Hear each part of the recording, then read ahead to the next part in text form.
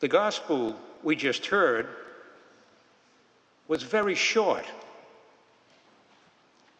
Now, I've been preaching long enough to know that some in this congregation are probably speculating on how a short gospel might affect the length of the homily, right? You're out there. Some will predict that a short gospel leads to a short homily. Others will think the opposite. They will think, or even fear, that the short gospel is an invitation to make the homily longer. So which camp do you align with? Longer or shorter?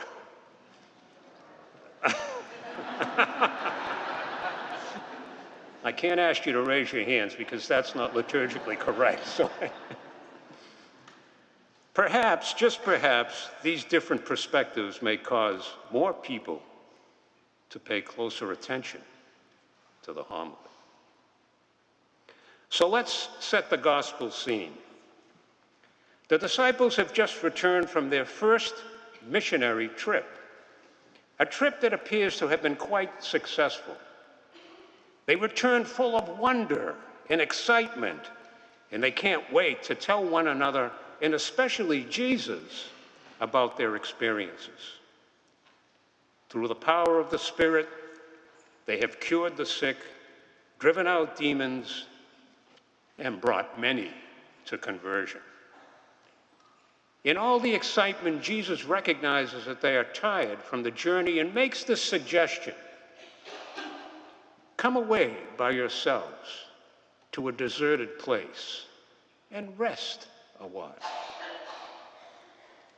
We can apply this message to our own lives and living. Jesus shows great insight when he suggests they take time to recharge, time to sharpen the saw. He knows the disciples and we will be better able to serve the needs of others if we are adequately rested and prepared. You know, in this day and age, we have access to a lot of technology that is supposedly designed to make us more efficient. We have iPads, laptops, smartphones, smart watches, email, voicemail, texting. It goes on and on and on. I don't know about you, but the more time-saving technology I have, the less time I seem to have. So one of the scripture lessons for us today is to carve out some quiet time for ourselves. Turn off the electronics and push back to think and reflect and perhaps to pray. Recharge your batteries. Sharpen the saw. Add some balance and perspective to your life. Balance in our lives makes us better disciples. The second lesson in the gospel addresses flexibility, an ability to alter our plans for the sake of others or for a greater good. Jesus is looking forward to spending time alone with his disciples, listening to their experiences and sharing their excitement. He probably anticipated giving them instruction for the next mission. But he changed his plans when he saw the enormity of the crowd. We just heard when he saw the vast crowd, his heart was moved with pity. He went on to say, they were like sheep without a shepherd. So what does he do? He changes his plans and begins to teach the crowd.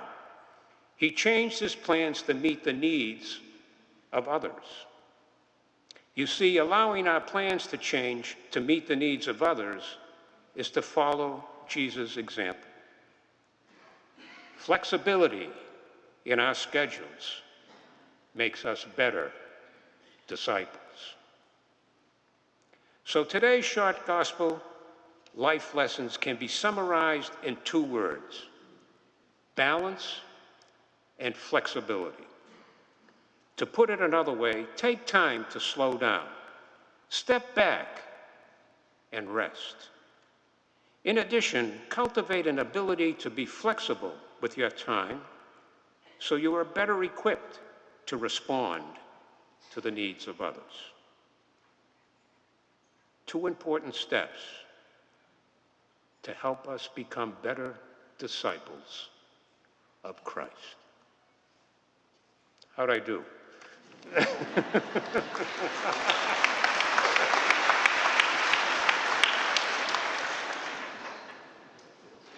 I don't know, compared to the pastor, I thought he was long, but...